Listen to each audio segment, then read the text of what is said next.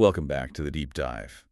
Today, we are opening the file on a name that I think every single person listening has heard. Oh, for sure. It's buried somewhere in the dusty corners of your brain, probably right next to the Pythagorean theorem and, I don't know, the mitochondria. Yeah. We are talking about Hammurabi. The king of Babylon. Right. And when you pull that file, there is usually only one thing written on it, one phrase, an eye for an eye. The ultimate slogan for revenge. It's what everyone knows. Exactly. We have this image of him as this ancient, stony-faced judge who carved out these brutal, unyielding rules for civilization. But here's the thing about the source material we're looking at today. The historical records, the archaeological findings, the letters. Yeah. That image is, well, it's not wrong, but it's so incomplete. It's like judging a movie by the poster. It misses the actual plot completely. And the plot here is wild because the lawgiver thing, that's the end of the story. The beginning of the story is about a guy who started as a total underdog. A complete unknown, really. We're talking about a minor king in a chaotic world who manipulated, thought, and patiently waited his way to becoming a living god. And that is the paradox that really drives this deep dive. Hammurabi is remembered as the paragon of stability. He's the guy on the wall of the U.S. Supreme Court. Right. A symbol of law and order. But the empire he built, it was incredibly fragile. I mean, it crumbled almost the second he died. Which forces us to ask, was he actually a successful state builder? Or was this whole Babylonian Empire just a house of cards held together by his specific personality? That's the political question. But then there's the theological one, and this is where the story gets really weird. Thousands of years after he dies, his legacy sparks a massive controversy in 19th century Germany. The Babylon Bible debate. The Babylon Bible debate, yeah, that challenged the Bible itself. We're definitely getting to that because the drama there is top tier. But let's rewind. Let's set the board. The year is roughly 1792 BC. Hammurabi inherits the throne from his father, Sin-Mubil. Now, I think when we say Babylon, we have a specific mental image. We think of the Hanging Gardens, the Ishtar Gate, a massive superpower. Their world-ending empire. But that is not what Hammurabi walked into, is it? Not even close. If you look at the geopolitical map of 1792 BC, Babylon is a small fish in a tank full of sharks. A small fish. Babylon. A very small fish. It had been an independent city-state for about a century, founded around 1894 BC, but it was completely overshadowed. So if we're looking at this map, who are the sharks? Who are the big dogs on the block? Okay, so imagine Mesopotamia as a four-way chessboard. It's tense. To the south, controlling the river delta and the Persian Gulf trade, which is where all the money is, you have Larsa. Larsa, so they're the economic powerhouse. They control the money, yes. Then, to the northeast, controlling the upper Tigris River, you have the kingdom of Eshnunna. These guys are strong, very militaristic. Okay, so Eshnunna has the muscle. And then, looming in the east, across the Zagros Mountains, you have Elam. Elam keeps coming up in the sources. They seem scary. They're the heavyweights. They aren't technically Mesopotamian. They're the foreign power from the highlands that keeps raiding the plains and demanding tribute. Everyone is afraid of Elam. Okay, and the fourth player? To the north, you have Assyria, ruled by a really powerful king named Shamshi-Adad I. So Babylon is surrounded. You've got Larsa south, Eshnunna northeast, Elam east, Assyria north. Completely hemmed in. Babylon controlled a little bit of territory around the city itself, maybe the minor cities of Borsippa, Kish, and Sippar, but compared to Larsa or Elam, a nobody. Babylon was negligible. If you were a betting person back then, looking at who would rule the world, you would not bet on Hammurabi. Which puts his later success in a totally different light. He wasn't born on third base. He was barely in the stadium. So he takes the throne. He's young. He's surrounded by enemies. What does he do? Does he come out swinging? That's the brilliant part. He does nothing. Well, nothing aggressive. The sources are records for the first few years of his reign. They're surprisingly peaceful. For the first decade, he focuses entirely on internal improvements. Like what? He heightened the city walls of Babylon, he expanded the temples, he dug canals, basically a lot of public works projects. To the untrained eye, or maybe to his enemies, that might look like passivity. Like he's just trying to stay quiet and not get noticed. And maybe that was part of it. But if we connect this to the bigger picture, it wasn't passivity, it was consolidation. It was strategic patience. What do you mean by that? He knew he couldn't win a military confrontation yet. His army wasn't ready, his treasury probably wasn't full. So he made Babylon a hard nut to crack defensively, and he waited. He waited for his neighbors to make a mistake. He let them tire themselves out fighting each other. Exactly. He played the long game, and eventually the chaos came to him. This leads us to the turning point, the event that kicked off what historians sometimes call the War for the Four Corners. And the catalyst here is Elam, right? The heavyweights from the mountains. Correct. The Elamites decided to make a power play. They came down from the mountains, attacked the kingdom of Eshnunna in the northeast, and absolutely wiped them off the map. Just like that. One of the four major powers is gone. Gone. Elam destroyed their cities and imposed direct rule, but then the Elamites got greedy. They tried to pull a very Machiavellian move. We actually have letters that show this. Oh, this is good. What did they do? They secretly tried to incite a war between Hammurabi in Babylon and the king of Larsa in the south. So they're whispering in Hammurabi's ear, hey, Larsa's plotting against you, and telling Larsa, Babylon is coming for you, hoping they'll destroy each other. Precisely. It's a classic divide and conquer strategy. They wanted to weaken the two remaining powers so they could sweep in and take everything. But it didn't work. No. And here's where it gets really interesting. Hammurabi and Rimsin, the king of Larsa, they figured it out. I love that moment in history, the realization that, wait a minute, we're being played. They caught the Elamite agents, so they did the logical thing. They formed an alliance. Hammurabi and Larsa agreed to join forces to drive the Elamites out of Mesopotamia. On paper, this was a formidable coalition. But alliances in the ancient world, they're shaky things, aren't they? I mean, these guys were rivals 5 minutes ago.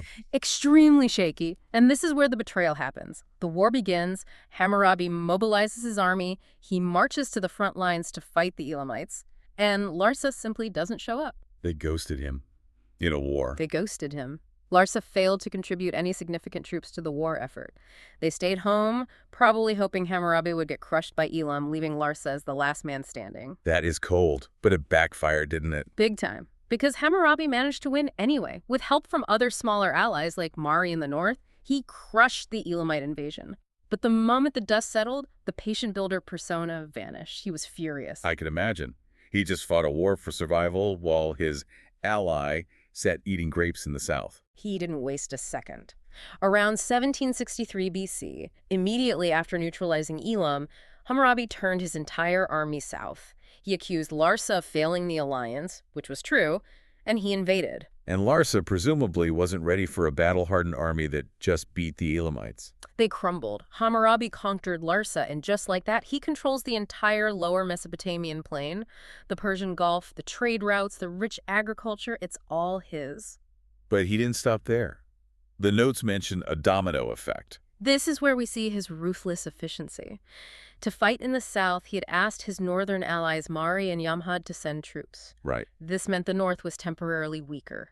Once he secured the south, he realized he had the momentum. He pivoted north. He turned on his friends. In the game of empires, there are no permanent friends. He marched north and finished off the remnants of Eshnunna, and then he turned on his longtime ally, Mari. Mari had been with him the whole time. They helped him fight Elam. They did, and the king of Mari, Zimri-Lim, had been a close correspondent of Hammurabi. We have their letters. They were friendly. As friendly as rival kings can be. But Hammurabi saw an opportunity for total consolidation. He conquered Mari. Some historians debate if it was a violent conquest or a surrender, but the result was the same. Mari was absorbed. Babylon burned the palace of Zimri-Lim to the ground. Talk about a lesson in realpolitik. He uses the ally to beat the enemy, then eats the ally. Then he engaged in a protracted war with Assyria in the far north. It took time, but eventually he ousted their leadership and forced the new king, a man named Mut-Ashkur, to pay tribute. So in the span of just a few years, he goes from being a minor king of a city-state to uniting almost all of Mesopotamia. From the Persian Gulf to the mountains, it's an astonishingly rapid consolidation of power. Yes, and he adopts the title King of the Amorites and, more grandiosely, King of the Four Corners of the World. King of the Four Corners of the World. That implies a universal rule. And I guess this is the pivot point. Once you have universal rule, you need a universal set of rules to govern it. You can't just have one set of laws for Babylon and another for Larsa if you want a unified empire. Exactly. And this brings us to the artifact itself, the code. Distill. Now, most of us have seen pictures of this in textbooks. It's that big black stone finger, right? Yes. It's a diorite or basalt stele, about 7.5 feet tall. It's imposing. It was originally placed in a public square, likely in the city of Sipar or maybe Babylon itself. It was meant to be seen. Let's look at the visual first. At the top, there's a carving. Describe what's happening there. It depicts Hammurabi standing. He's standing before a seated figure. Shamash, who is the sun god, and more importantly here, the god of justice. Okay. And Shamash is handing Hammurabi a ring and a staff. The ring and the staff, those are the symbols of kingship. Kingship and justice. The staff is to rule. The ring, or some scholars say it's a measuring rope, is to build and measure right from wrong. Wow. The visual rhetoric here is incredibly important. How so? Hammurabi isn't saying, here are some rules I came up with during a brainstorming session. He's saying, I just got back from a meeting with God. Exactly. These laws come from the god of justice himself. It's a divine mandate. It makes the laws unchallengeable.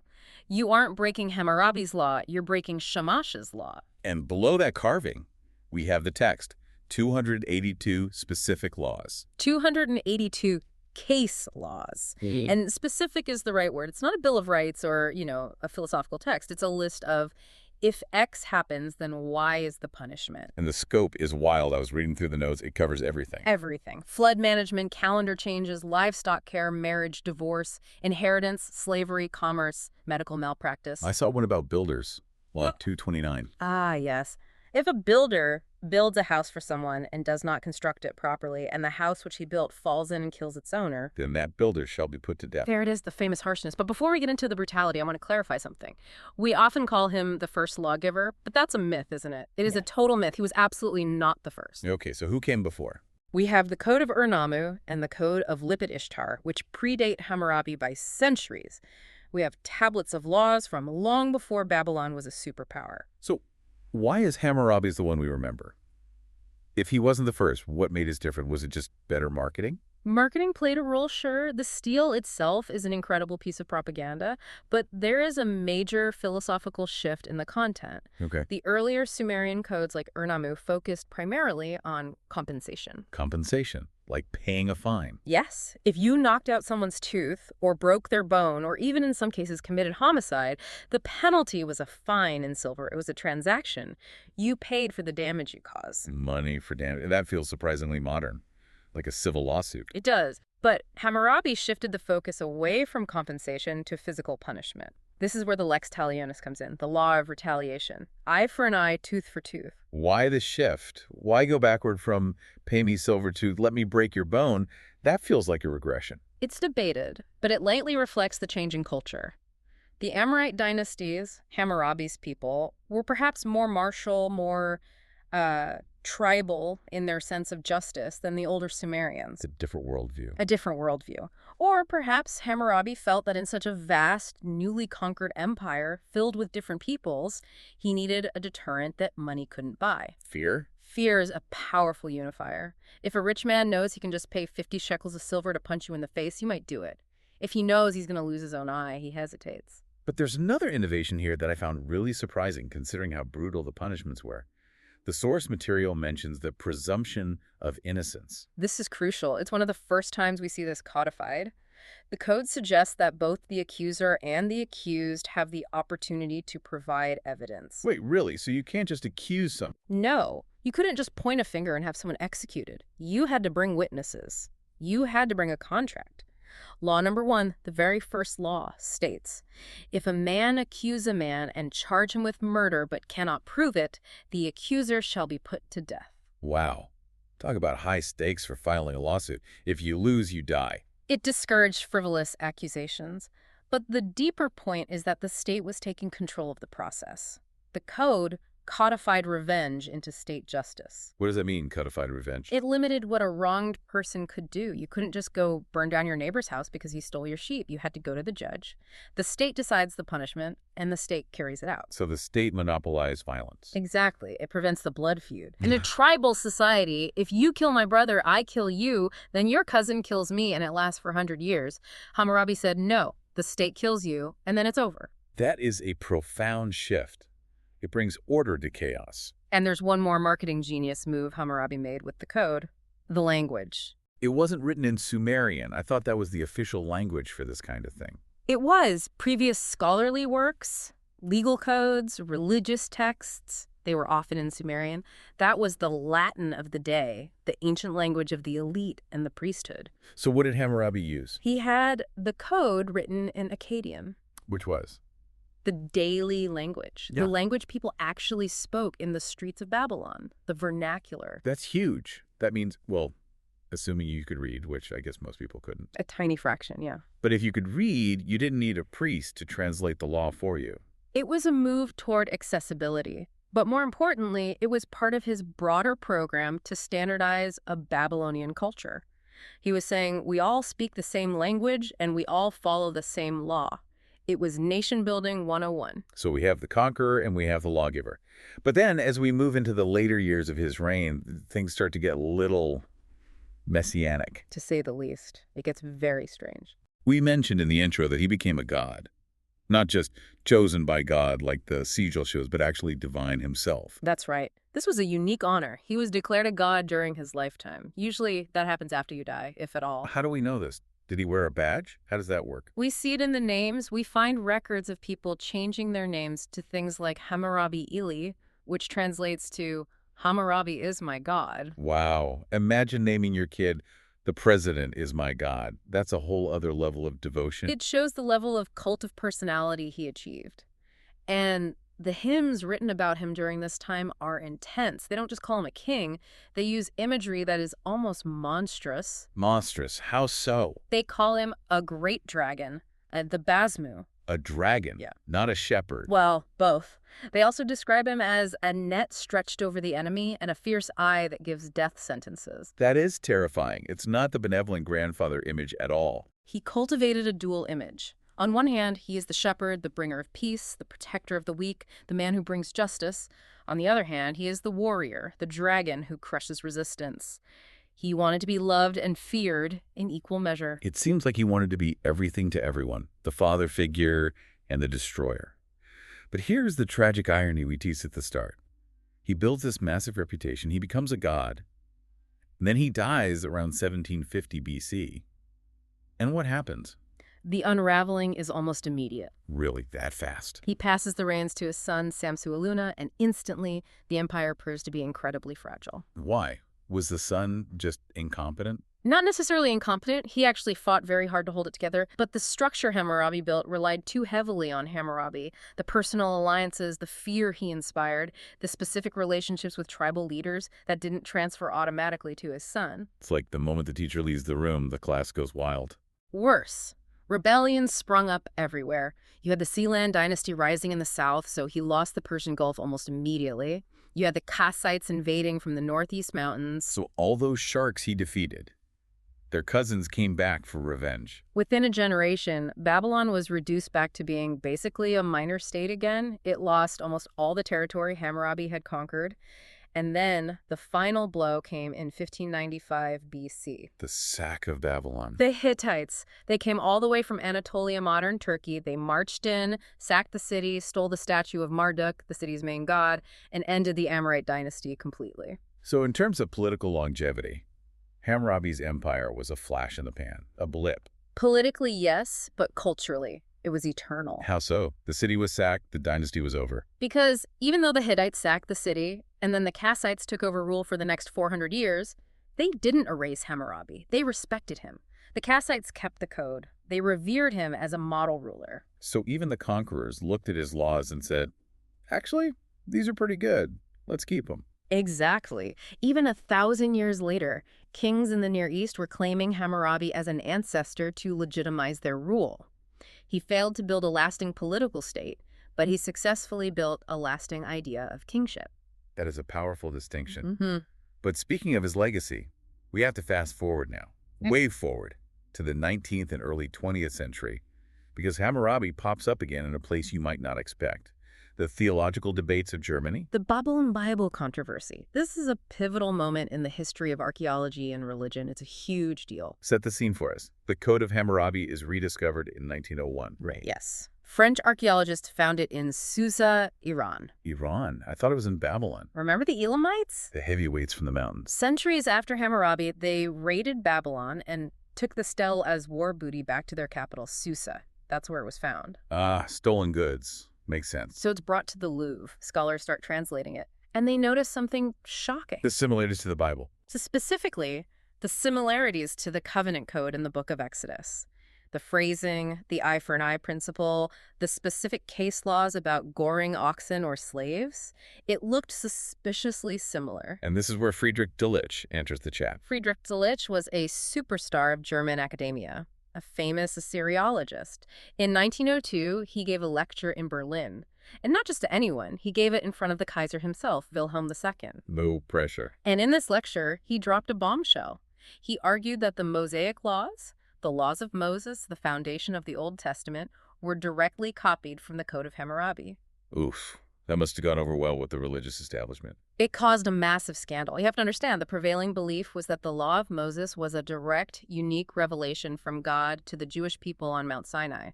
Delitzsch was saying, no, it's just a copy-paste job from a Babylonian king who lived centuries earlier. It challenged the divine origin of the Bible. It basically said the Bible is just Babylonian fan fiction. And that turned into a massive public debate. The Kaiser eventually had to distance himself from Delitzsch because the backlash was so severe. But then, sadly, the controversy took a much darker turn. How so? As the years went on, into the 1920s, Delitzsch's arguments spiraled into anti-Semitism. He stopped just being an academic comparing texts. He started arguing that the Old Testament was contaminated by Babylonian influence. Contaminated. Where was he going with that? In his book, The Great Deception, he argued that Christians should eliminate the Old Testament entirely because it was just cheap Babylonian knockoffs, and that this would somehow reveal a true Aryan message of the New Testament. Wow.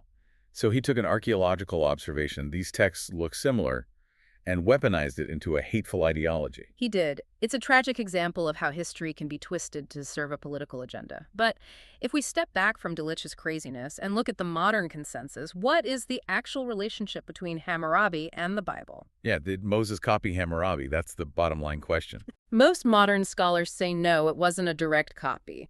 It's unlikely Moses, or whoever wrote Exodus, sat there with a copy of the Hammurabi stele, translating it line by line.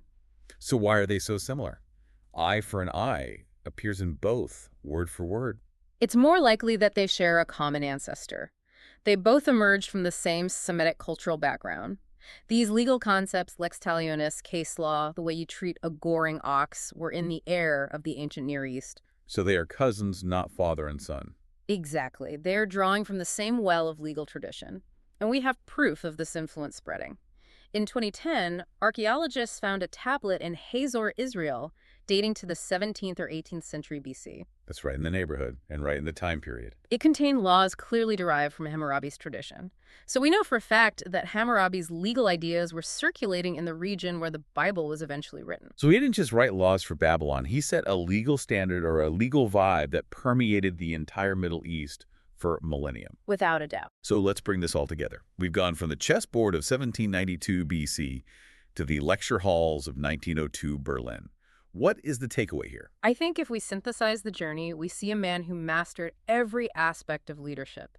He was the patient strategist who knew when to wait behind his walls. He was the ruthless general who knew when to strike and betray his allies. And he was the marketing genius who understood that power isn't just about armies, it's about perception. Writing the laws in the common tongue, calling himself a god, putting up the huge stone monuments. He understood that to rule a diverse empire, you need a unifying culture. And he tried to force-feed that culture through law and language. And the final irony is that while his political creation, the empire, failed, his intellectual creation, the code, succeeded beyond his wildest dreams. Absolutely. His name is on the frieze of the U.S. Supreme Court building today, 4,000 years later. He is grouped with Moses, Solon, and Confucius. The empire turned to dust, but the law endured. It really makes you think. We look back at eye for an eye, and we call it barbaric.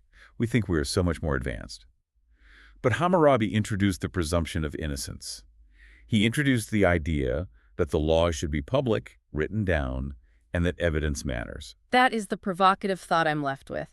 How much of our modern definition of justice, the very safety we feel knowing the law is objective and not just the whim of a ruler, do we owe to an ancient autocrat who wanted to be worshipped as a god? It's a comfortable legal system born from a very uncomfortable source. Precisely. And perhaps that's the lesson. Progress in civilization often comes from complex, contradictory figures. Well, on that note, we're going to wrap up this deep dive into Hammurabi. A huge thank you to everyone listening. Thank you. Keep questioning the history. See you next time.